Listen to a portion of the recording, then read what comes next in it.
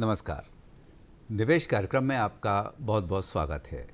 साथ ही आपको धनतेरस पर्व की बहुत बहुत शुभकामनाएं। हम उम्मीद करते हैं कि इस धनतेरस पर, इस दीपावली पर्व पर आपके धन धान्य में वृद्धि हो और इस तरह की कुछ टिप्स हम इस कार्यक्रम के ज़रिए आज आप तक पहुंचाना चाहते हैं कि निवेश के नज़रिए से इस दिवाली को कैसे खुशगवार बनाएं। हमारा आज का विषय है धन समृद्धि और निवेश। निवेश के जरिए किस तरह से हम धन समृद्धि में वृद्धि कर सकते हैं।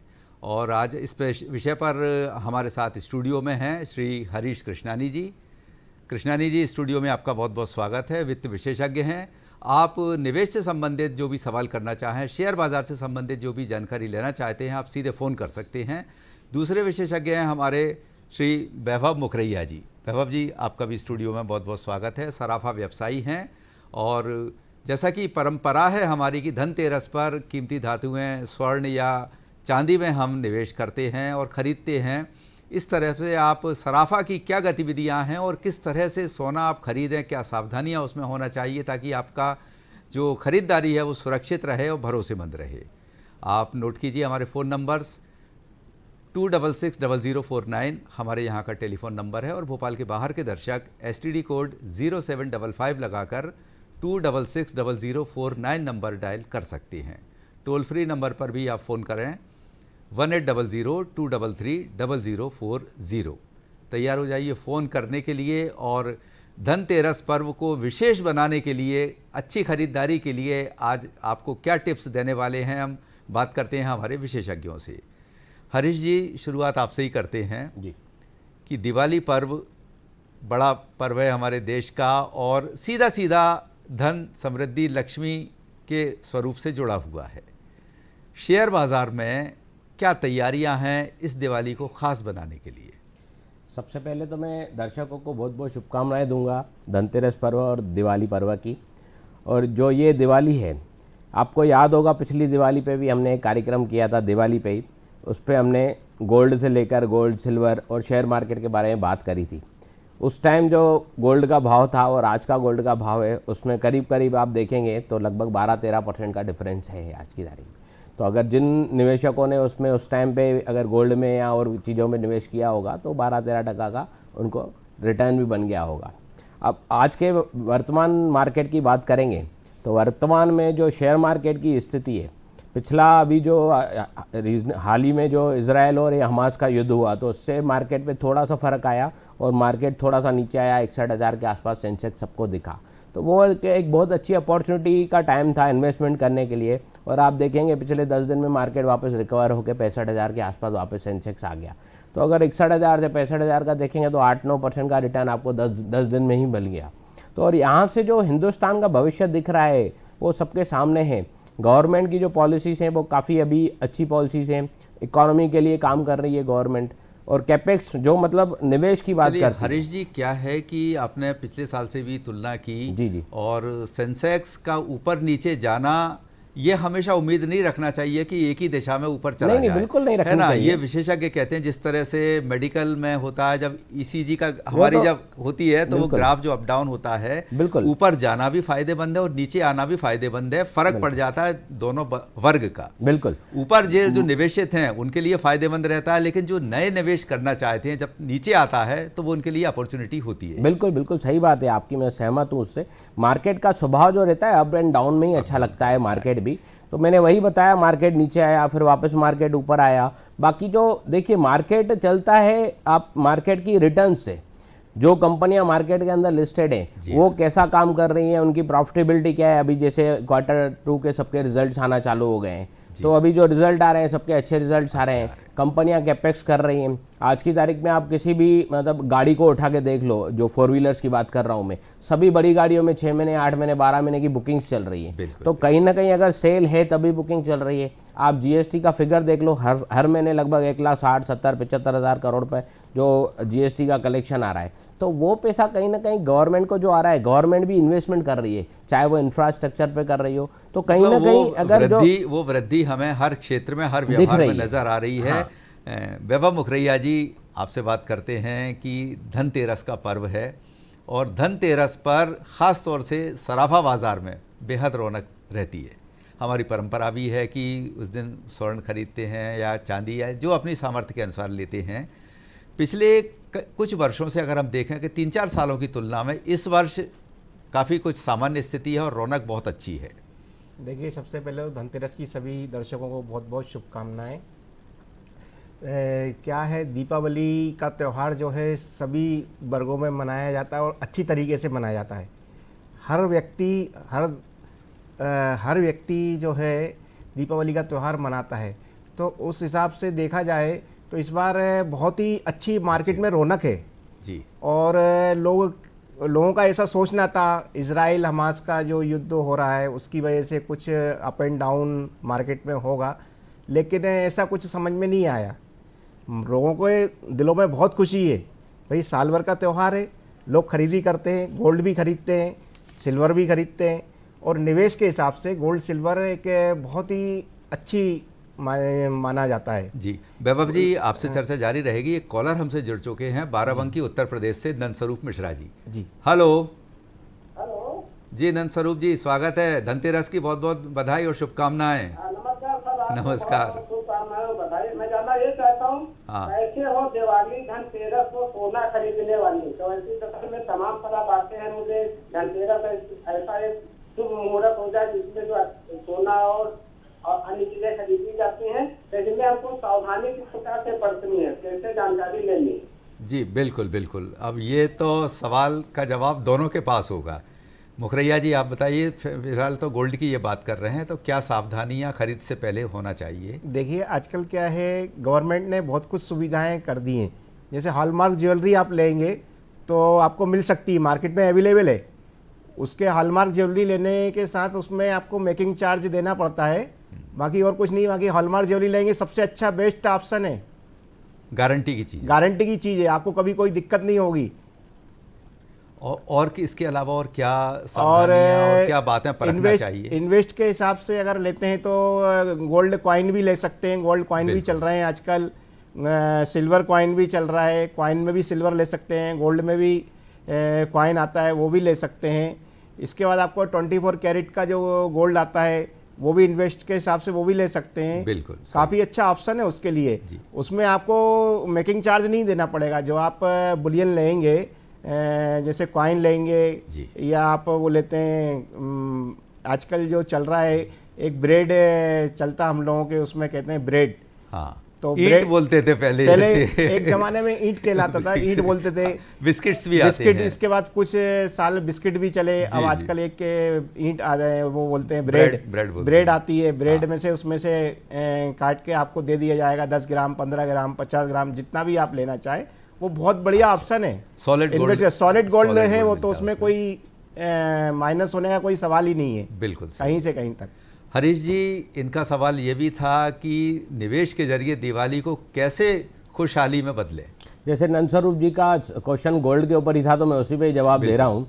आजकल जैसे फिजिकल गोल्ड वैभव जी ने बताया 24 कैरेट 22 कैरेट सब आपको BIS के साथ अवेलेबल है ही, वो ऑप्शन तो है ही। पर अगर आपको उसके लिए फिर आप उसको संभालना है, लॉकर में रखना है, आप चाहें तो रख सकते हैं। और नहीं तो आजकल डिजिटल गोल्ड भी अवेलेबल है। डिजिटल गोल्ड आप ETF के थ्रू भी ले सकते हैं। जो भी गोल्ड का प्राइस है आपको उसमें लेना है और आप जब भी बेचेंगे उसको, तो जो भी गोल्ड का प्राइस है आपको उस रेट पे मिल जाता है। उसमें ETF एक ऑप्शन है। आप म्यूचुअल फंड के थ्रू भी गोल्ड पेपर में बॉन्ड में ले सकते हैं। और आजकल गवर्नमेंट के जो सर्वाइविंग गोल्ड बॉन्ड है वो भी आप उसके थ्रू भी ले सकते हैं। और उसमें एक अच्छी चीज़ और है, उसमें आप जितने का भी बॉन्ड लेते हैं, मिनिमम 1000 रुपये का होता है, मैक्सिमम कोई लिमिट नहीं है। उसमें आपको गवर्नमेंट 2.5% का ब्याज भी देती है। मगर अगर आप 1 लाख रुपए का उसमें गोल्ड बॉन्ड ले रहे हैं तो हर साल आपको उसमें 2500 रुपये गवर्नमेंट ब्याज भी देती है।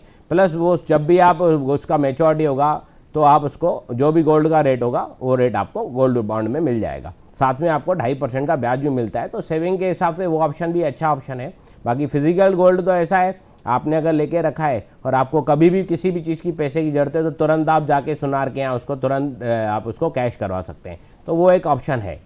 बिल्कुल जी। ETF भी एक अच्छा विकल्प है। ETF भी ऑनलाइन आप बेच सकते हो, तुरंत बेच सकते हो। उसमें 1 दिन का सेटलमेंट टाइम है, 1 दिन में आपको नेक्स्ट डे पैसा आपके अकाउंट में आ जाता है। बाकी वो एक ऑप्शन है सबके लिए। चलिए वैभव जी, ETF की बात करें तो ETF ऐसा सोना है जो आपके हाथ में नहीं है, पेपर के रूप में है। लेकिन भौतिक रूप से अगर हम ज्वेलरी लेते हैं तो वो सोना आपके हाथ में भी आता है, वो उसके दोहरा उपयोग भी है, आप उसको उपयोग में भी लाते हैं, और दूसरा वो आपका एक इन्वेस्टमेंट भी है। कभी इमरजेंसी आती है तो उससे आप पैसा आप खरीद सकते हैं, उसमें पैसा खड़ा होता है। तो भौतिक इसमें गोल्ड जो खरीदें, ज्वेलरी, क्या क्या बातें गौर से देखना चाहिए उसमें? देखिए, सबसे पहले तो यह है कि आप अपने जो पहचान वाले जिनके यहाँ से आप खरीदी बिक्री करते जी। हैं, अदर छोटे ज्वेलर्स भी हैं, बहुत से हैं, हाँ। बहुत से शॉप वाले भी हैं, उनका भी बिजनेस है अपना अपना। लेकिन जहाँ तक मेरा सोचना है, एक अच्छे व्यक्ति से, अच्छे दुकानदार से जिसके यहाँ आपका लेन देन चल रहा है। अब पहले तो ऐसा होता था कि साहब 4 पीढ़ी से चल रहा है हमारा, 5 पीढ़ी से चल रहा है, एक ही दुकानदार के यहाँ 10 पीढ़ी से चल रहा है, उन्हीं के यहाँ से लेन देन। अब वो सब खत्म हो चुका है। वो एक समय के हिसाब से सब चेंज हो गया है, चेंज हो गया, पीढ़ियाँ भी चेंज हो गई हैं, आजकल के लोगों की सोच भी चेंज हो गई है। बिल्कुल। उस हिसाब से देखा जाए तौर तरीके, सब तौर तरीके, मानसिकता मानसिकता चेंज हो गई है लोगों की। जी। तो सबसे बढ़िया है कि जो अच्छे दुकानदार हैं आपके शहर में, आपके गांव में, जो प्रतिष्ठित दुकानें हैं, वहीं से जाएं। बिल्कुल। देखिए, प्रतिष्ठित दुकानों पे तो आप जाएंगे तो उसमें कोई कहीं से कहीं तक आपको कोई दिक्कत है ही नहीं। जी, समझ गए ना आप? नई दुकान पे भी जाएं तो वहाँ से भी आप जो कॉइन है या ज्वेलरी है 916 की जो BI से हॉलमार्क वाली जो ज्वेलरी है वो आप ले सकते हैं, कोई उसमें कोई दिक्कत नहीं है। जी, जी। वो सर्टिफाइड ज्वेलरी में तो क्या दिक्कत है, उसमें आप कहीं से भी ले सकते हैं। अच्छा, आपने BIS की जिक्र किया, भारतीय मानक ब्यूरो, किस तरह की वहाँ गारंटी उपलब्ध करा देता है? देखिए, आजकल क्या है, एक वो चल गया है, क्या बोलते हैं, HUID। अच्छा। HUID रहता है। आपने जैसे मेरे यहाँ से कोई ज्वेलरी खरीदी, उसमें एक नंबर रहता है। अच्छा। तो वो नंबर उस पर एंट्री रहेगी, पूरी कंप्यूटराइज एंट्री रहेगी, और वही खाते वगैरह में सब में रहेगा, ऊपर से नीचे तक। अच्छा। उसमें आप कहीं से कहीं तक धोखा नहीं खा सकते हैं। वो HUID नंबर से आप ऑल इंडिया कहीं भी वो ज्वेलरी को बेचेंगे या उसको, जैसे वो उसकी प्रामाणिकता हाँ, की एक मोहर है। हाँ, मेन वही जी, प्रामाणिकता की मोहर है वो। उसमें आपको कहीं से कहीं तक कोई धोखा नहीं दे सकता, कोई गलत काम नहीं कर सकता। कोई दुकानदार आपको HUID नंबर लगा हुआ कोई ज्वेलरी जो है आपको अदर नहीं बेच सकता। अच्छा। जिसके पास उसका वो है नंबर का सर्टिफिकेट जो है, उसका एक क्या रहता है, एक हर क्षेत्र में, हर शहर में सेंटर हैं ये। अच्छा। BI से हॉलमार्क के। अच्छा। तो वहाँ पे सर्टिफाइड कराना पड़ता है ज्वेलरी को, और वहाँ से भी सर्टिफिकेट देते हैं आपको ज्वेलरी का। तो उसका HUID नंबर सर्टिफाइड कराने का चार्जेस वगैरह कुछ लगते उसका हैं? मिनिमम चार्जेस रहता है। अच्छा। चार्जेस रहता है, गवर्नमेंट के चार्जेस हैं, मिनिमम चार्जेस ज़्यादा नहीं है। जी। जो भी है वो कंज्यूमर से अपन ले सकते हैं, कोई दिक्कत नहीं। अच्छा, जिस पे ऑलरेडी अगर हॉलमार्क है, हाँ। या सर्टिफाइड है, तो उसके बाद मान लो वो अपनी संतुष्टि के लिए कोई ग्राहक कराना चाहे तो क्या वो फिर से वो ये प्रोसेस कर सकता है? हाँ, हो सकता है ना। जी, बरोबर हो सकता है। वो सेंटर पे जाके अपना जो वो है उसका बिल जो मिलता है, दुकानदार आपको पक्का बिल देता है। अच्छा। वो ले जाके दिखा सकता है, करा सकता है, उसमें कोई दिक्कत नहीं है। जी। हरीश जी, ETF का चलन बहुत बढ़ गया है जी, क्योंकि उसमें कई सारे फ़ायदे हैं। एक तो आपको चौकसी नहीं करना है ना, वो सेफ़ है, और करंट भाव आपको मिलता है बराबर, जो उस समय रेट चल रहा है। ETF खरीदने की क्या प्रोसेस है और क्या क्या बातें ध्यान में रख के खरीदना चाहिए? देखिए, एक होता है म्यूचुअल फंड के थ्रू आप जो गोल्ड खरीदते हो, उसमें तो सिंपल प्रोसेस है, आपका म्यूचुअल फंड का KYC होना चाहिए। अच्छा। और आप डायरेक्ट गोल्ड फंड, कुछ कंपनियां हैं, 4-5-6 कंपनियां हैं जो गोल्ड फंड के अंदर डील करती हैं। आप डायरेक्ट म्यूचुअल फंड का फॉर्म ऑनलाइन ऑफलाइन भर के अपना चेक के थ्रू पेमेंट करके आप गोल्ड फंड में इन्वेस्टमेंट कर सकते हैं। और जो ETF की बात है, ETF के लिए आपका डीमेट अकाउंट होना ज़रूरी है। ETF क्योंकि ट्रेडिंग होता है, इक्विटी ट्रेडेड फंड अकाउंट होता है। तो ETF जो होता है वो आपका ट्रेडिंग होता है, तो उसके लिए आपका डीमेट अकाउंट होना बहुत ज़रूरी है। और आपका भाव जो है स्क्रीन पे सामने चलता रहता है। आप जिस भाव में खरीदना चाहते हैं आप अपना भाव भी डाल सकते हैं, या तो सामने जो भाव चल रहा है सामने के भाव से भी ले सकते हैं। उसमें डीमेट अकाउंट होना, और आपके जो आप जितना भी गोल्ड ग्राम्स में या यूनिट्स में खरीदेंगे उतने यूनिट गोल्ड या ग्राम गोल्ड आपके डीमेट अकाउंट में ट्रांसफ़र कर दिया जाएगा, और आपको उसका स्टेटमेंट आपके मेल पे और मोबाइल पे SMS आ जाता है कि आपने आज 20 ग्राम गोल्ड खरीदा है, इस भाव पे खरीदा है, उसके ऊपर इतना ब्रोकरेज लगा, जो भी नॉमिनल ब्रोकरेज लगता है 20-30 पैसे जो भी, वो ब्रोकरेज लगा, और गवर्नमेंट टैक्सेस के बाद आपको इतने में पड़ा, वो आपके डीमेट में नेक्स्ट डे क्रेडिट हो जाता है। वो अब आप जितने टाइम चाहें आप संभाल के रखिए, और जब भी आपको बेचना हो तो आप सेम प्रोसेस है, डीमेट में अगर है तो आप डीमेट के थ्रू बेच सकते हो। अगर आप म्यूचुअल फंड में हैं तो म्यूचुअल फंड के थ्रू आप बेच सकते हो। मतलब दोनों इसमें जरिए हैं, हाँ, म्यूचुअल दोनों फंड के थ्रू जरिए भी हैं ले भाई, सकते हैं बिल्कुल और बिल्कुल। जो डीमैट। चाहे, अगर डीमेट अकाउंट मेरे को नहीं खोलना, बहुत सारे लोग नहीं प्रेफर करते डीमेट अकाउंट खोलना, तो वो म्यूचुअल फंड के थ्रू ले सकते हैं। और जो डीमेट अकाउंट खोल के लेना चाहते हैं तो डीमेट अकाउंट के थ्रू ले अब सकते हैं। यहाँ निश्चित रूप से दर्शकों के मन में ये सवाल उठ रहा होगा जी। कि किस तरह से उन्हें खरीदना चाहिए, म्यूचुअल फंड के रास्ते से जाना चाहिए या डीमैट के जरिए से? दोनों रास्ते अच्छे हैं। डीमेट में भी आप चाहें तो खरीद सकते हैं, पर म्यूचुअल फंड वाला रास्ता जो है उसमें आप चाहें तो मंथली एसआईपी कर सकते हैं। कई सारे लोग जो अच्छा। हमारा हिंदुस्तान जो है ट्रेडिशनल देश है, यहाँ पे जैसे घर में किसी के लक्ष्मी आती है, बिटिया आती है, तो उसके लिए बचपन से ही प्लान किया जाता है, इसकी शादी के लिए, इसकी पढ़ाई के लिए, वॉटेवर किसी भी चीज़ के लिए। समय बदल रहा है तो इसके लिए गोल्ड अभी से हम लेना चालू करें तो इसकी शादी के टाइम तक अच्छा गोल्ड जमा हो जाएगा। तो आप उसमें एसआईपी भी कर सकते हैं, गोल्ड में, गोल्ड फंड के अंदर एसआईपी भी कर सकते हैं, वो भी बहुत अच्छा ऑप्शन किस है। तरह वो एसआईपी कैसे होती हाँ, है? वो गोल्ड फंड जैसे नॉर्मल इक्विटी फंड में अपन एसआईपी करते हैं जैसे, वैसे ही गोल्ड फंड के अंदर भी आप एसआईपी कर सकते हैं। मिनिमम अमाउंट 1000 रुपये से चालू कर सकते हैं, मैक्सिमम कोई लिमिट नहीं है, वो भी कंपनी टू कंपनी के ऊपर वेरी करता है और भी कम हो सकता है। तो आप जैसे 2000 रुपये की एसआईपी कर रहे हैं तो हर महीने आपके अकाउंट से 2000 रुपये कट जाएंगे और 2000 रुपये का गोल्ड आपको एक्यूमुलेट होता जाएगा यूनिट्स के रूप में। और जब भी आप 10 साल बाद, 15 साल बाद, 20 साल बाद गोल्ड को बेचना चाह रहे हो तो आपके पास अब उसमें सबसे अच्छी चीज़ क्या है वो बता रहा हूँ मैं आपको। जैसे 15 साल आपने 2000 रुपये की एसआईपी चला ली, वो 15 साल में 180 महीने होते हैं, तो 180 महीने में 3,60,000 रुपये आपके जमा हो गए। अब उसकी जो भी वैल्यू है, फॉर एग्जाम्पल ले लेते हैं 5 लाख या 6 लाख, जो भी वैल्यू है गोल्ड की बढ़ने के बाद, अब आपको वो 6 लाख रुपए आपके अकाउंट में आएंगे जब आप बेचोगे। तो अब आपको उससे गोल्ड खरीदना है कि बच्चे की पढ़ाई में लगाने हैं और किसी यूज में लाने हैं, वो आपके ऊपर निर्भर करता है। तो यहाँ आप फ्री होल्ड हो जाते हो। बट अगर आप फिजिकल गोल्ड लेके रखते हो तो यहाँ तो आप उसको बेच के कैश करवा सकते हो। और पर क्या होता है, फिजिकल गोल्ड से जो भी गहने होते हैं उससे एक अटैचमेंट बन जाता है, इमोशनली अटैचमेंट बन जाता है लेडीज का खास करके गहनों से। तो वो फिर वो बेचने वाली बात वो इमोशनली हो जाती है। बट यहाँ आपका डिजिटल ये तो इमोशनली अटैचमेंट नहीं रहता है, तो आप उसको बेच के कुछ भी कार्य कर सकते हैं। जी, वो बहुत अच्छी चीज़ है जी।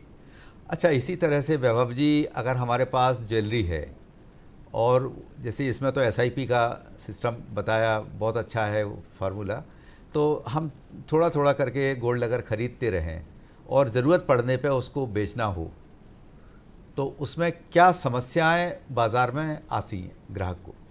देखिए, फर्स्ट ये रहता है कि अगर आपने जिस शॉप से ख़रीदा है, जी जी, उस शॉप वाले का नाम होना चाहिए, बिल होना चाहिए पक्का। अच्छा अच्छा, तो आप सेल कर सकते हैं।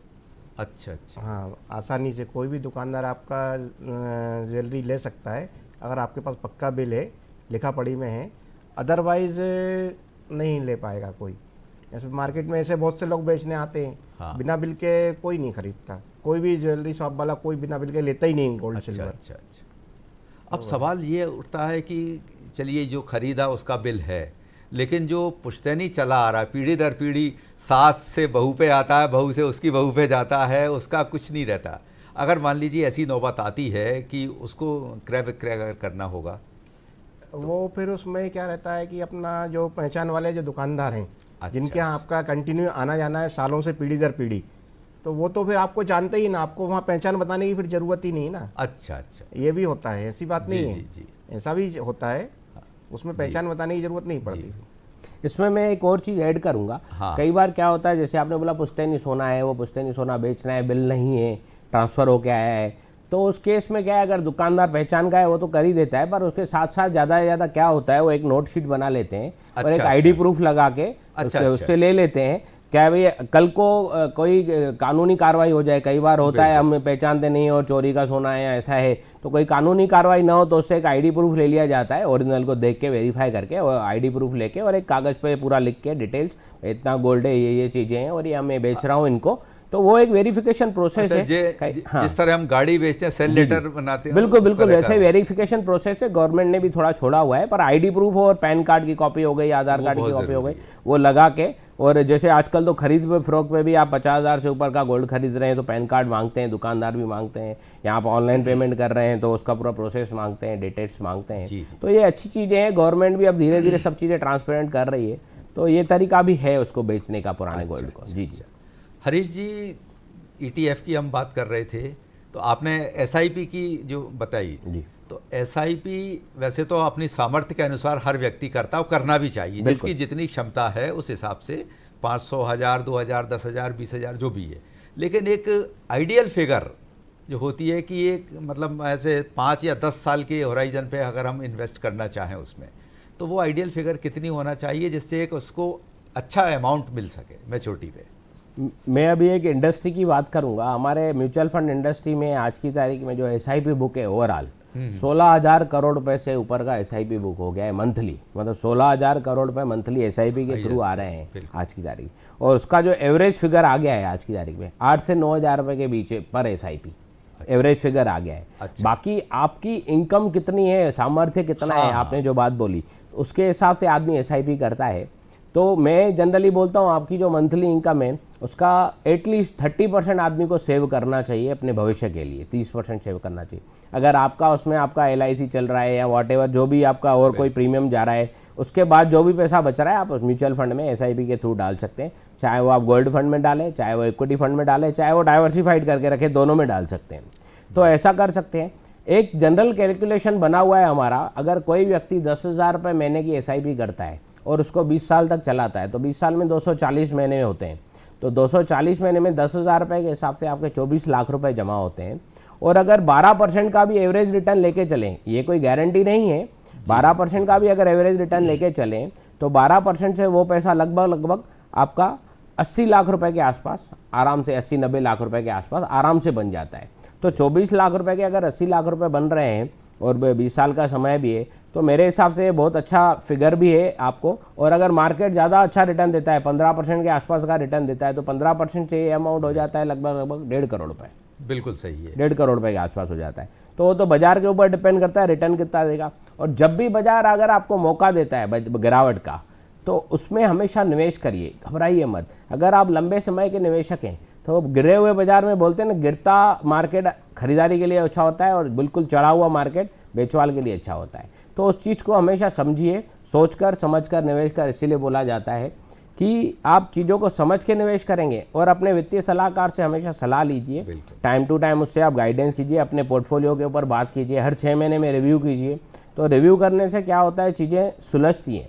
आप किसी भी चीज़ को, घर में अगर कोई व्यक्ति बीमार होता है तो 4 डॉक्टरों से सलाह ली जाती है, 4 परिवार के जो समझदार लोग होते हैं उनसे सलाह ली जाती है। उस सलाह के हिसाब से काम होता है, तो जो व्यक्ति बीमार होता है वो जल्दी ठीक हो जाता है। तो वैसे ही अगर आप निवेश में भी आपके जो फाइनेंशियल एडवाइज़र हैं, वित्तीय सलाहकार हैं, उनसे सलाह लीजिए और सही सलाह पे काम कीजिए, तो बिल्कुल मैं आपको आश्वस्त करता हूँ आपका पूंजी बढ़ना ही बढ़ना है। बिल्कुल सही जी। तो पूंजी बढ़ती जाती है और बढ़ाना भी चाहिए। अच्छा, स्मार्ट इन्वेस्टर्स बनने के लिए ये भी शायद एक उसको ध्यान में रखना होगा कि इन्वेस्टमेंट तो किया ही है उसने, कुछ धन स्पेयर में भी इसलिए रखें कि जब मार्केट में गिरावट आती है, बिल्कुल, ताकि वो इन्वेस्टमेंट कंटिन्यू रहे और उसको उस समय खरीद भी सके वो। तो इसीलिए हम लोग बोलते हैं जनरली, आप जैसे आपके पास जो भी अमाउंट है 100 रुपये हैं, तो 100 रुपये वैसे अगर आप जो भी निवेश कर रहे हो तो 20 रुपये आप लिक्विड फंड में रखो या ऐसे सेविंग में रखो, जहाँ से अगर आपको बाजार मौका दे तो आप तुरंत निकाल के आप उसको इक्विटी में या जहाँ पे भी आपको निवेश करना हो वहाँ शिफ्ट करो, कर सके। तो उसमें क्या है, आपका ऑटो एवरेजिंग तो हो ही जाएगा। और SIP जो सबसे अच्छा जरिया है ऑटो एवरेजिंग का, हर महीने आपका एक फिक्स अमाउंट SIP में जा ही रहा है। और आजकल SIP में भी एक और चीज़ जोड़ दी गई है, उसको स्टेप अप SIP बोलते हैं या टॉप अप SIP बोलते हैं। टॉप अप SIP में क्या होता है, एक उसके लिए उदाहरण लेते हैं अपन, आपने 5,000 रुपये की SIP करी महीने की और आपको उसको 10% से बढ़ाना है हर साल, तो वो ऑटोमेटिकली आप इंस्ट्रक्शन दे दोगे तो इस साल वो 5,000 की निकलेगी, अगले साल वो 10% बढ़ के 5,500 की निकलेगी। अच्छा। उसके अगले साल वो 10% और बढ़ के 5500 मतलब 550 रुपये और उसमें ऐड हो जाएंगे। तो ऐसे वो हर साल 10% से बढ़ती जाएगी। और वो कब तक बढ़ानी है, 5 साल 10 साल, क्योंकि हर एक का कैपेसिटी है, पेइंग कैपेसिटी है। तो वो आप एक वो अमाउंट भी बता दें, भाई 10,000 रुपये तक ये जाए तो बस 10,000 तक ये बढ़ जाए, तो ऑटोमेटिकली वो बढ़ के 10,000 पे जाके वो रुक जाएगी और फिर उसके बाद 10,000 की SIP निकलेगी जब तक आप चाहेंगे। तो ये एक अच्छा चीज़ है। तो उसमें क्या है, हर आदमी की अगर नौकरी पेशा है या व्यवसाय है, हर साल उसकी इनकम में बढ़ोतरी होती है, ये बोला जाता है, हर कोई ग्रोथ करता ही है। तो वो जो उसकी सैलरी बढ़ रही है, अगर वो 5% या 10% से अपनी SIP बढ़ा रहा है, बट वो जो 5 और 10% का अमाउंट है वो उसको भविष्य में बहुत बड़ा गेन करके देता है जी। आप जैसे हम लोग अभी 20 साल की SIP की बात करिए और उसमें रिटर्न की बात करिए, अगर आप उसको 15 साल चले जाओगे तो रिटर्न में 30 लाख रुपए का फर्क आ जाएगा, 5 साल में 30 लाख रुपए का फर्क आ जाएगा। क्योंकि जितना समय बढ़ता जाता है आखिरी के जो 5 साल होते हैं वो बहुत ज़्यादा काम करते हैं, क्योंकि पावर ऑफ कंपाउंडिंग को वर्ल्ड का 8th वंडर इसीलिए बोला गया है जब वो आखिरी समय में सबसे ज़्यादा तेज़ी से काम करता है। जी जी बिल्कुल। तो सेम चीज़ है इन्वेस्टमेंट में, आप धैर्य के साथ, समझदारी के साथ अगर निवेश करें तो वो स्मार्ट इन्वेस्टर हो तो आप बनते ही हो, और साथ में आप और आपका परिवार धनवान भी बनता है। बिल्कुल सही है।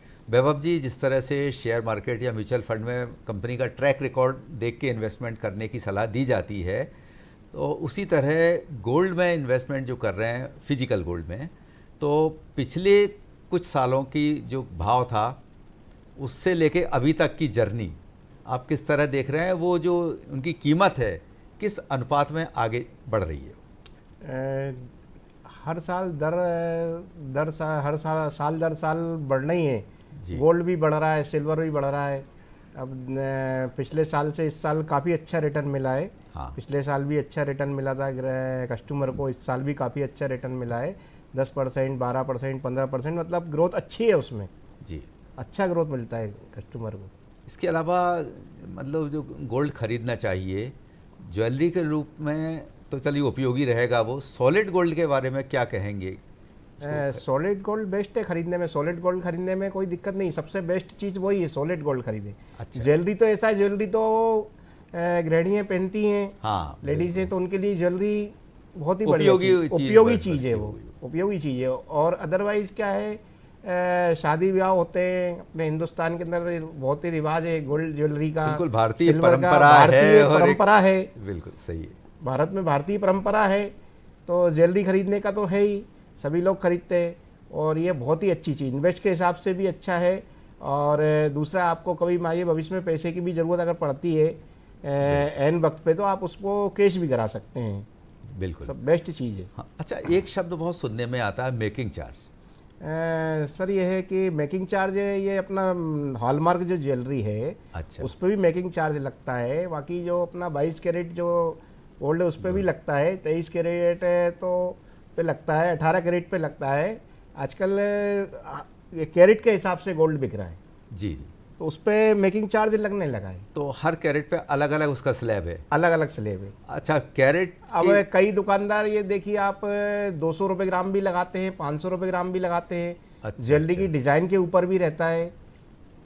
मतलब ये दुकानदार अपने हिसाब से अपने अनुसार लगाते हैं वो? जी।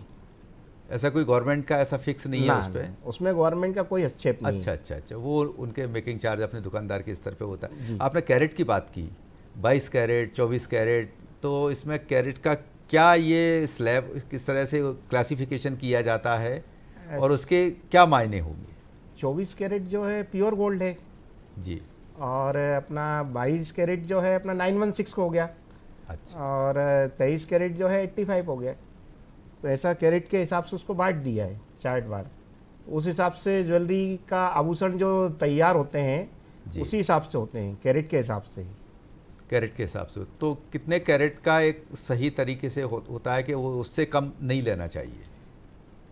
22 नहीं कैरेट तो का फिर सबसे नाम बेस्ट- का ही सोना दिखेगा। नहीं, 22 कैरेट का लेना चाहिए, सबसे बेस्ट है 22 कैरेट 916 का। अच्छा। बहुत अच्छी आजकल ज्वेलरी वही 916 की ही चल रही है, हॉलमार्क की सबसे ज़्यादा अच्छा अच्छा मार्केट में। और दुकानदार भी यही चाह रहा है कि सबसे ज़्यादा यही बिकना चाहिए। उसमें अच्छा। क्या है, कस्टमर को काफ़ी अच्छा फ़ायदा मिलता है।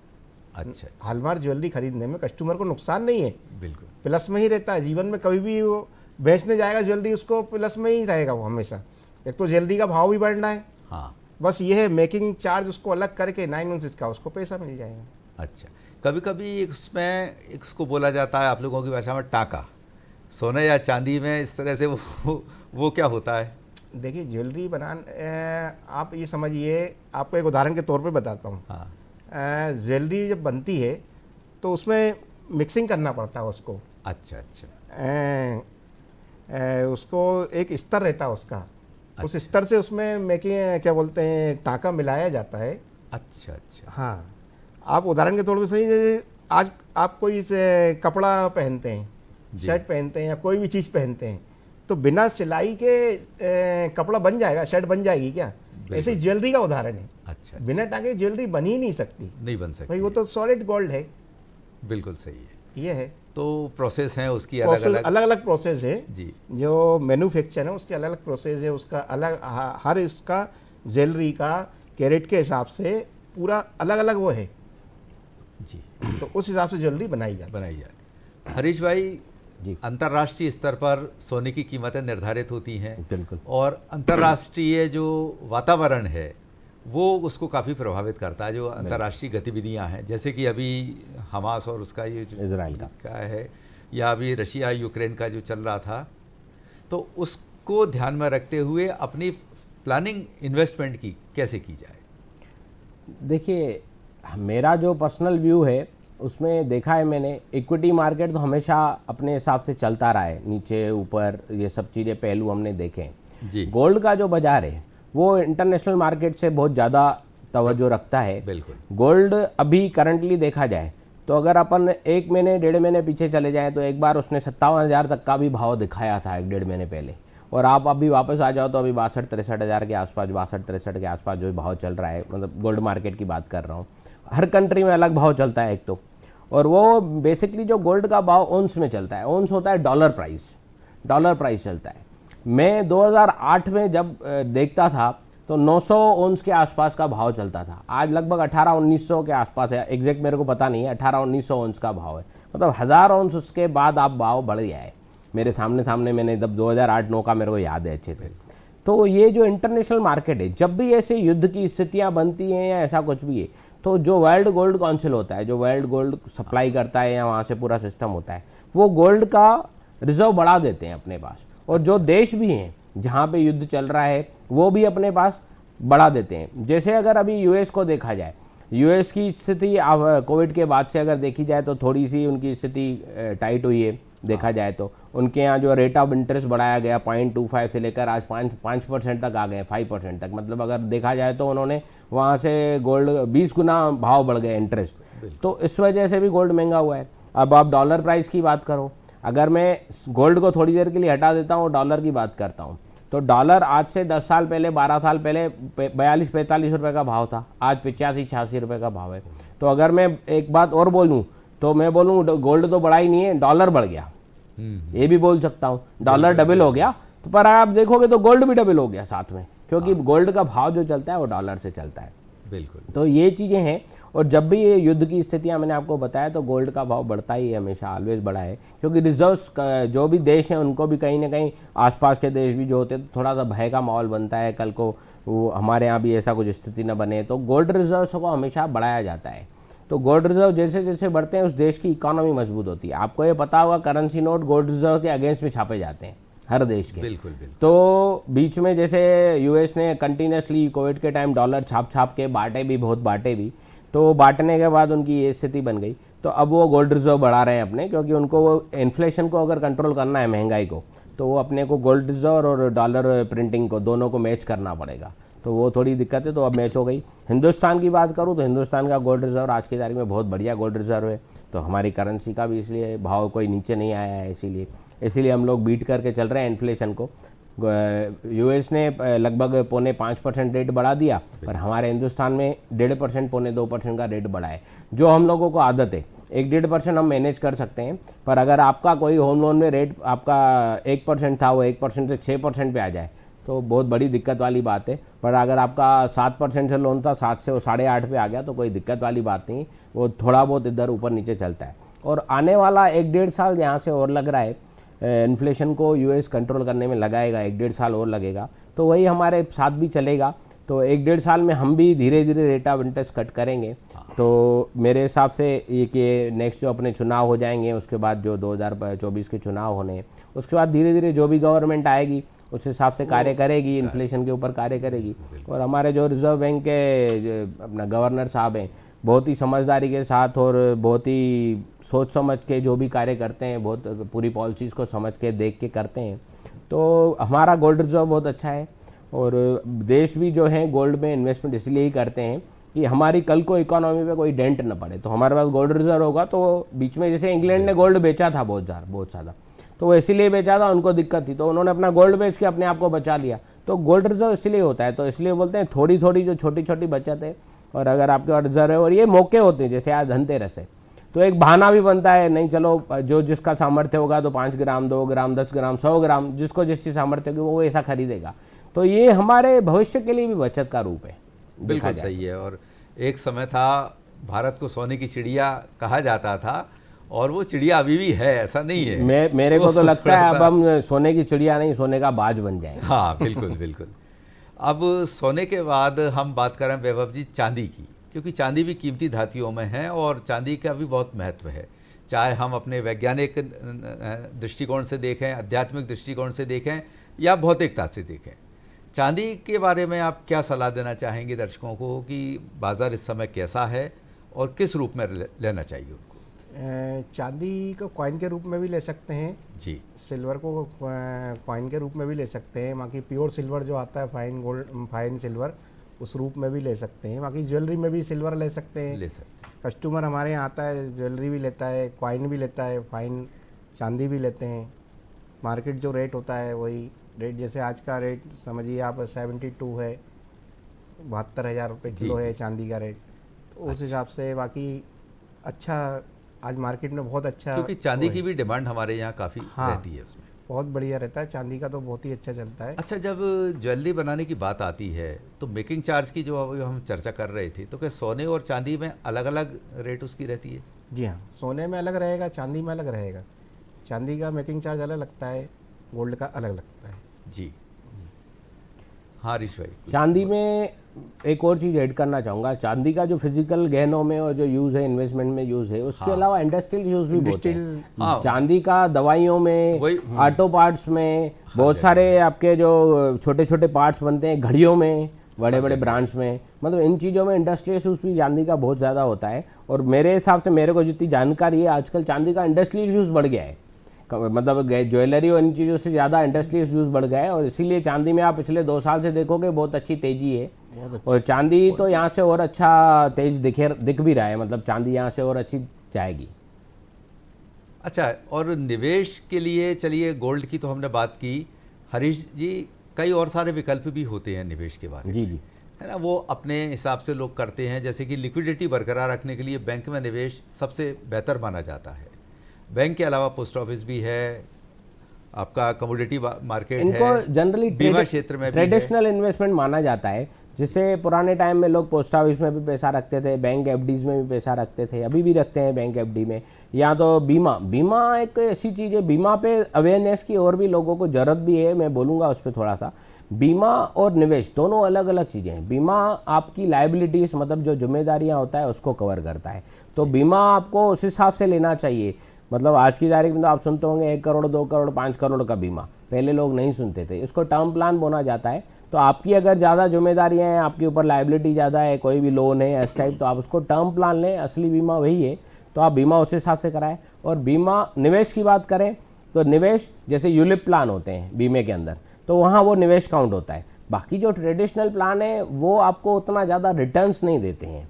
मतलब जैसे एफडी की बात करूं मैं, तो एफडी में आज आपको 7-7.5% की एफडी मिलेगी, बट अगर मैं इन्फ्लेशन को जोड़ दूं उसमें, जो महंगाई दर है गवर्नमेंट के फिगर के हिसाब से, तो 7-7.5% का इन्फ्लेशन है, महंगाई है, तो 7% की एफडी है, 7% का इन्फ्लेशन है, तो 7 - 7 0 ही हो गया।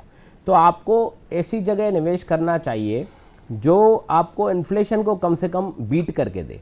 तो कम से कम आप अगर ऐसी जगह निवेश करो जहाँ पे 10-12% का कम से कम रिटर्न आए, 7% की महंगाई है, तो आपके पास उसके बाद भी 3-5% का रिटर्न बचता है, क्योंकि उसके ऊपर टैक्सेशन भी होते हैं। चाहे वो एफडी कराओ आप, तो आपका टीडीएस कटता है, फिर भले आप वो रिफंड लेते हो या उसके ऊपर टैक्स भरते हो जो भी, तो वो आपका टीडीएस में वो टैक्सेशन भी होता है। तो सेम जो भी अदर इंस्ट्रूमेंट होते हैं, अब आपकी रिस्क कैपेसिटी कितनी है, या आप सिर्फ सेविंग पर्पज से इन्वेस्टमेंट करना चाहते हो, तो आपके पास सेविंग के लिए म्यूचुअल फंड के अंदर लिक्विड फंड भी आजकल अवेलेबल है। आप 1 दिन से लेकर 1 महीना, 2 महीना, 3 महीना शॉर्ट टर्म के लिए अगर आप इन्वेस्टमेंट करना चाह सकते हो, तो आप लिक्विड फंड के अंदर रखिए। आप रिस्क नहीं लेना चाह रहे पर 1-2 साल के लिए इन्वेस्टमेंट करना चाह रहे हो, तो आप डेट फंड्स के अंदर इन्वेस्टमेंट करिए। डेट फंड्स के अंदर बॉन्ड होते हैं, बॉन्ड्स के अंदर इन्वेस्टमेंट किया जाता है। गवर्नमेंट सिक्योरिटीज़ होती हैं, AAA रेटेड बॉन्ड होते हैं, जो कि गवर्नमेंट ऑफ इंडिया की तरफ से भी सिक्योर होते हैं और रेटिंग एजेंसीज की तरफ से भी सिक्योर होते हैं। तो वहाँ पे आपका जो रिटर्न होता है 8-9-10% का रिटर्न आराम से बनता है, जो एफडी से बहुत अच्छा है। और टैक्सेशन पॉइंट ऑफ व्यू से बात करें तो उनमें कैपिटल गेन लगता है, short term capital gain, long term capital gain, अलग अलग दोनों की परिभाषाएं हैं। तो उस हिसाब से आप सोच समझ के इन्वेस्टमेंट कीजिए। और अगर आप लंबे समय के लिए इन्वेस्टमेंट करना चाह रहे हैं 5 साल 10 साल, तो फिर आप इक्विटी में इन्वेस्टमेंट कीजिए। अब इक्विटी में भी जो कैटेगरी डाइवर्सिफाइड है, लार्ज कैप है, मिड कैप है, स्मॉल कैप है, मल्टी कैप है, तो आपको कौन सी कैटेगरी में जाना है वो आपको डिसाइड करना पड़ेगा। अपने वित्तीय सलाहकार से आप चर्चा करेंगे, जब बात करेंगे मेरे को इतने समय के लिए करना है, मेरा ये पर्पस है, ये गोल है, तो वो आपको डेफिनेटली उसकी सही सलाह भी देंगे। आप इस फंड के अंदर जाइए, इतने समय के लिए जाइए।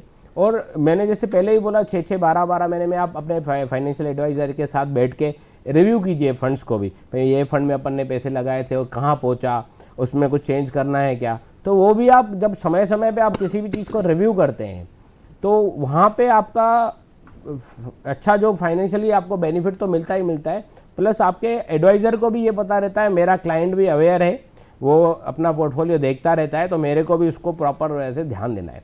ऐसा नहीं आप आज कोई चीज़ ले लो और 15 साल बाद ही देखेंगे उसको, ऐसा नहीं। उसको आप रिव्यू करते रहिए। घर में एक पेड़ भी लगाया जाता है तो उसको समय समय पर कटिंग की जाती है, खाद डाला जाता है, पानी डाला जाता है। वो इसलिए डाला जाता है कि वो पेड़ खराब तो नहीं हो रहा है और बढ़ता रहे वो धीरे धीरे। देखभाल बहुत जरूरी है, उसको मॉनिटर करते रहना चाहिए। बिल्कुल बिल्कुल। तो दर्शकों, निवेश कार्यक्रम जारी रहेगा। फिलहाल वक्त तो चला एक छोटे से ब्रेक का, हम फौरन लौटते हैं ब्रेक के बाद।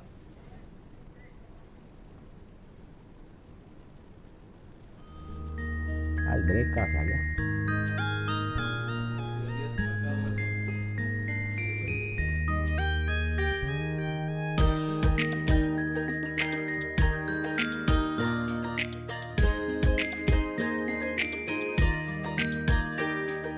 चंदा मामा नील गगन से नीचे आओ ना, साथ हमारे दूध मलाई मिलके खाओ ना।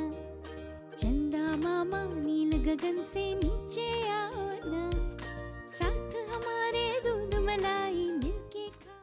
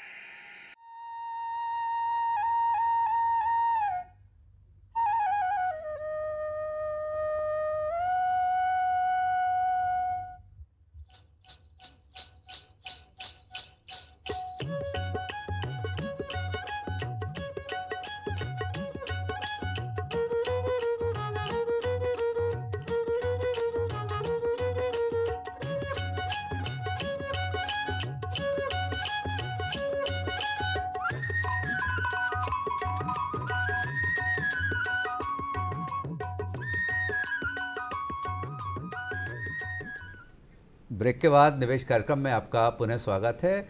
दीपावली स्पेशल इस निवेश कार्यक्रम में धनतेरस के पर्व पर आज हम बात कर रहे हैं निवेश और धन समृद्धि के बारे में। किस तरह से छोटी छोटी बचत से आप निवेश करें और निवेश के जरिए किस तरह से अपने धन धान्य में वृद्धि कर सकते हैं। हरीश जी, ब्रेक पर जाने से पहले हम बात कर रहे थे किस तरह से ये करना चाहिए, तो आगे जो अदर सेक्टर्स जो हैं निवेश के, उन पर हम चर्चा आपसे कर रहे थे। एक कमोडिटी मार्केट में भी निवेश के लिए हम धन धान्य की हम बात कर रहे हैं, तो क्योंकि ये फसल आई है अभी तो काफ़ी रौनक रहती है उसमें। कमोडिटी मार्केट में निवेश के क्या विकल्प रहते हैं और कैसे किया जाए? देखिए, कमोडिटी मार्केट में 2 टाइप के मार्केट रहते हैं। एक MCX मार्केट रहता है जहाँ पे आपका सोना, चांदी, crude oil, lead, zinc, natural gas, ये सब प्रोडक्ट रहते हैं। उसके अंदर आप खरीद फरोख्त कर सकते हो। और दूसरा रहता है एग्रीकल्चर। एग्रीकल्चर में आपका ये जितने भी एग्रीकल्चर प्रोडक्ट हैं आजकल सब उसके अंदर आ गए हैं आपके, तो उसके अंदर आप ट्रेड कर सकते हो। ग्वार हो गया, ये हो गया, जनरली जो चलता है उसके अंदर ये चीज़ें चलती हैं। बाकी आपके अपने पूरे आजकल तो चीरा वीरा सब ये जितनी भी एग्रीकल्चर प्रोडक्ट हैं सब उसके अंदर अवेलेबल है। तो वो जनरली एक आम आदमी के लिए कमोडिटी मार्केट नहीं है, वो जो व्यापारी वर्ग के लोग रहते हैं, जो MCX वाले हैं, मतलब जो ज्वेलर्स हैं वो MCX के अंदर काम करते हैं, जो ऑयल वाले हैं वो ऑयल के अंदर काम करते हैं, क्योंकि इस चीज़ की समझ होनी चाहिए। ये बहुत हाई रिस्क प्रोडक्ट है। आप अगर जब उसके अंदर तेजी मंदी इतनी स्पीड से होती है उसके अंदर, तो एक आम निवेशक उसके अंदर निवेश ना करे तो ज़्यादा अच्छा है, जिसको जब तक जानकारी नहीं हो तो वो उसके अंदर निवेश करे। बाकी जैसे आपने बोला आगे के मार्केट व्यू के लिए, तो कुछ सेक्टर मेरे को यहाँ से बहुत अच्छे दिख रहे हैं, खास करके जो ट्रांसपोर्ट और लॉजिस्टिक सेक्टर है। आज की तारीख में जैसे मैंने पहले भी बोला, हर गाड़ी के ऊपर 6-6, 12-12 महीने की वेटिंग है। अगर कंपनियां गाड़ी नहीं दे पा रही हैं तो उनको कैपेक्स करना पड़ेगा। कैपेक्स मतलब एक्सपांशन करना पड़ेगा, नई फैक्ट्री डालनी पड़ेगी, या डाल भी रही हैं कंपनियां, या किसी कंपनी को एक्वायर कर रहे हैं तो उनको प्रोडक्शन बढ़ाना पड़ेगा, क्योंकि उनको सप्लाई पूरी करनी है। डिमांड और सप्लाई का गैप है, तो वो सेक्टर बहुत अच्छा दिख रहा है। तो उसमें जितनी भी गाड़ी मैन्युफैक्चरिंग कंपनियां हैं, ट्रांसपोर्ट और लॉजिस्टिक्स से जुड़ी हुई चीज़ें हैं। अभी ऑनलाइन शॉपिंग का एक बहुत बड़ा दौर आ गया है, हर चीज़ ऑनलाइन खरीदता है। तो आप खरीदो कुछ भी आएगा तो वो ट्रांसपोर्ट में या लॉजिस्टिक्स के थ्रू ही आएगा। तो उसमें जितनी भी ट्रांसपोर्ट लॉजिस्टिक्स से जुड़ी हुई कंपनियां हैं, जो कोरियर से रिलेटेड काम करती हैं, पार्सल डिलीवरी का रिलेटेड काम करती है, तो वो कंपनियां यहाँ पे बहुत अच्छी दिख रही हैं मेरे को। ट्रांसपोर्ट में मैंने गाड़ी बनाने वाली कंपनी आपको बता दी, उसके साथ ही ऑटो पार्ट्स बनाने वाली कंपनियां, बैटरी बनाने वाली कंपनी, टायर बनाने वाली कंपनी, ईवी आज की तारीख में इलेक्ट्रिकल व्हीकल और सोलर पावर बहुत बड़ा सेक्टर हो गया है। और अभी तो साहब उसमें बूंदाबांदी हुई है, बारिश होना और बाढ़ आना बाकी है। तो वो जो ईवी सेक्टर है तो वो इसी से ही जुड़ा हुआ है, ट्रांसपोर्ट लॉजिस्टिक्स से। तो ये बहुत अच्छा यहाँ से उभरता हुआ सेक्टर दिख रहा है। और साथ में इंफ्रास्ट्रक्चर में हमेशा बोलता हूँ, क्योंकि गवर्नमेंट की स्पेंडिंग भी, क्योंकि अगर रोड होगा तो गाड़ी चलेगी, सही है, पुल होगा तो गाड़ी जल्दी पहुँचेगी। तो और रेल, आप देखो रेल के अंदर कितना एक्सपांशन हो रहा है, हर जगह 2, 3, 4 लाइनें नहीं डाली जा रही हैं, स्टेशनों का विकास हो रहा है, इंफ्रास्ट्रक्चर का पूरा विकास हो रहा है। तो गवर्नमेंट का जो स्पेंडिंग है इंफ्रास्ट्रक्चर पे सबसे ज़्यादा है। हर शहर में मेट्रो, अपने भोपाल में भी मेट्रो का मतलब ट्रायल रन तो हो ही गया, तो हर जगह मेट्रो आ रही है। तो ये जो ट्रांसपोर्ट लॉजिस्टिक का सेक्टर मेरे को यहाँ से बहुत अच्छा लग रहा है, और ये बहुत बड़ा सेक्टर है। मैंने आपको उसमें सेक्टर के अंदर जो चीज़ें हैं वो भी बता दी। ये सेक्टर इंफ्रास्ट्रक्चर सेक्टर यहाँ से बहुत अच्छा लग रहा है। पिछले 2 सालों में लार्ज कैप सेक्टर ने उतना अच्छा कार्य नहीं किया है, क्योंकि कंपनियां एक्सपांशन में और कैपेक्स में लगी हुई है। कोविड के टाइम में उन्होंने बहुत अच्छा किया, पर आने वाले 2-3 साल यहाँ से फार्मा सेक्टर और अपना लार्ज कैप सेक्टर यहाँ से अच्छा लग रहा है। आने वाले 2 साल उसमें भी लोग चाहें तो निवेश कर सकते हैं। फार्मा भी यहाँ से वापस चलने की स्थिति में आ गया है, तो वहाँ पे भी इन्वेस्टमेंट कर सकते हैं। टेक्नोलॉजी सेक्टर भी पिछले 2 साल से उतना अच्छा परफॉर्म नहीं किया है, पर टेक्नोलॉजी सेक्टर ऐसा है वो हमेशा चलने वाला सेक्टर है, क्योंकि कोविड के बाद उसने बहुत अच्छा परफॉर्म किया। कोविड के ड्यूरेशन में बहुत अच्छे रिटर्न्स भी आए, और हर आदमी टेक्नोलॉजी से जुड़ गया था। ऑनलाइन मीटिंग हो रही थी, ऑनलाइन ही सब काम हो रहे थे, तो वो अब चीज़ें हैबिट में आ गई है, कंपनी वालों के भी, लोगों को भी। तो टेक्नोलॉजी सेक्टर भी आने वाले यहाँ से 1-2 साल के लिए अच्छा लग रहा है। और SIP के थ्रू यहाँ आप अपने मन से भी SIP कर सकते हैं। मतलब आज आपके पास 5,000 है, 10,000 है तो डाल दिए, फिर अगले महीने आपके पास 5,000 है फिर डाल दिए, फिर 2,000 है डाल दिए। यहाँ कोई भी अमाउंट हो, ये मैं एक एग्जाम्पल की बात कर रहा हूँ। तो आप उसमें किसी भी सेक्टर के अंदर जाएँ तो उसमें थोड़ा थोड़ा पैसा टॉपअप करते रहिए, और हर गिरावट में निवेश कीजिए। मैं तो ये हमेशा बोलता हूँ, जब आप गिरावट में निवेश करते हो तो आपका कॉन्फिडेंस लेवल और बढ़ता है। जब वो मार्केट वहाँ से रिकवर होता है तो आपको आपके निवेश के रिटर्न दिखने लगते हैं। तो हमेशा लंबे समय के लिए निवेश कीजिए, अच्छे सेक्टर्स में निवेश कीजिए, और हमेशा अपने वित्तीय सलाहकार से सलाह लेके निवेश कीजिए। कई बार क्या होता है, आदमी किसी के दूसरे के देखा देखी में, भाई उसने ऐसा किया तो मैं भी ऐसा कर लूँगा तो मैं भी कमा लूँगा, पर ऐसा नहीं होता है। उसने किसी से सलाह ली नहीं ली वो आपको पता नहीं है, या उसको उसके बारे में कितना नॉलेज है, कितनी जानकारी है। हर व्यक्ति की अपनी व्यक्तिगत परिस्थितियां, हाँ, उसकी आवश्यकताएं, तो कोई भी कार्य अलग अलग होती हैं। नॉलेज होना जरूरी है। आप किसी भी, आप बाजार में आज हम सेब लेने जाते हैं फ्रूट में, तो सेब भी हम 200 रुपए किलो का सेब पर हम देख देख के लेते हैं, ये खराब तो नहीं है, कुछ नहीं। जब आप 200 रुपए की चीज लेने के लिए आप देख के लेते हो, तो आप उम्र भर की अपनी जमा पूंजी को निवेश करते हो, तो उसको सोचकर समझकर निवेश करें, तो उसमें आपको बिल्कुल आपको फ़ायदा तो मिलेगा ही मिलेगा, और लंबे समय में आप उसमें से बहुत अच्छा गेन भी करेंगे। चलिए वैभव जी, सोने चांदी में निवेश के लिए ये समय बाज़ार में आपको कैसा नज़र आ रहा है? बहुत ही बढ़िया समय है। निवेश के लिए इस समय निवेश करना बहुत ही अच्छा रहेगा। जी। आगे भविष्य में बढ़ना ही है सोना चांदी का भाव, कभी कम नहीं होना। और ऐसा लग रहा है चांदी अगला जो स्तर है चांदी का बहुत ही अच्छा रहेगा, ऊंचे में काफ़ी ऊंची जाना है चांदी का। और गोल्ड में भी प्लस में ही रहेगा। व्यक्ति अगर चाहे तो बहुत ही अच्छा इन्वेस्ट वो है व्यक्ति के लिए। जी। सोने में भी इन्वेस्ट कर सकता है, चांदी में भी कर सकता है। अच्छा, किस तरह का रुझान आप देख रहे हैं पब्लिक में? क्योंकि आपने कहा ना कि समय के साथ साथ प्रक्रिया, मानसिकता, विचारधारा सब कुछ बदलती जा रही है। पहले जो 2-3 पीढ़ी पहले कुछ और सोच थी लोगों की सोने चांदी खरीदने के लिए, आज कुछ और बदलती जा रही है। किस तरह का बदलाव आप देख रहे हैं बाज़ार में साल दर साल? देखिए, समय के हिसाब से बहुत कुछ बदलाव हो चुका है और कुछ होता जा रहा है। कंटिन्यूज में देखने में ये आ रहा है कि पहले जो खरीदी करती थी पब्लिक, जो है पहले जो व्यक्ति खरीदी करता था गोल्ड सिल्वर में, एक उसका एक नज़रिया अलग होता था। और आज जो इन्वेस्ट का भी नज़रिया इन्वेस्टर के हिसाब से भी बहुत अच्छा है पब्लिकली। और व्यक्ति जब गोल्ड सिल्वर का ज्वेलरी लेने आता है या कॉइन लेने आता है तो वो ये पूछता, भैया ये आगे भाव बढ़ेगा या कम होगा? समझिए आप बात को, भाव बढ़ेगा या कम होगा, तो उसके दिमाग में कहीं ना कहीं तो प्लस पॉइंट है। बिल्कुल सही भाई, आज कस्टमर आता है शॉप पे, दुकान पे, पूछता है भाव बढ़ना है कम होना है, भैया बता दीजिए बढ़ेगा कि कम होगा।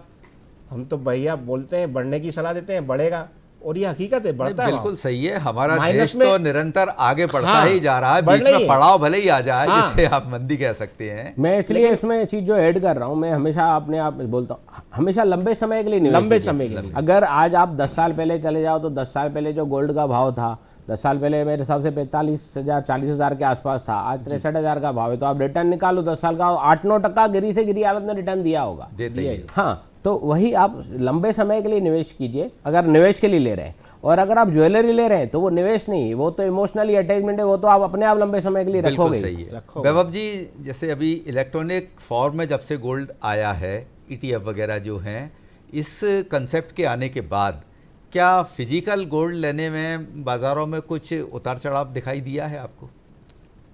कुछ कम हुए या रुझान कम बढ़ा है, किस तरह से? कोई फर्क नहीं आया है, प्लस में ही है। अच्छा, प्लस में ही है, कोई फर्क नहीं आया है। जितने भी शेयर मार्केट में गोल्ड वो आए हैं, जो भी है जी जी, फिजिकली, अभी देखिए बीच में बैंकों ने भी निकाल दिया था कॉइन, बैंक भी दे रही थी। बैंक देते हैं, कॉइन देते हैं। साल 2 साल खूब अच्छा रहा उसका, काफ़ी अच्छा सक्सेस रहा, वो लोगों ने उसको पसंद भी किया। बिल्कुल। लेकिन बैंक से कॉइन लेना, मार्केट से कॉइन लेना, उसमें लगा कस्टमर को कहीं ना कहीं प्लस माइनस तो है। हाँ तो रुझान पब्लिकली मार्केट की तरफ ही रहेगा। जी, जितना अच्छा सुविधा मार्केट में मिलेगी, वहाँ की अदर जगह नहीं मिलेगी उसको।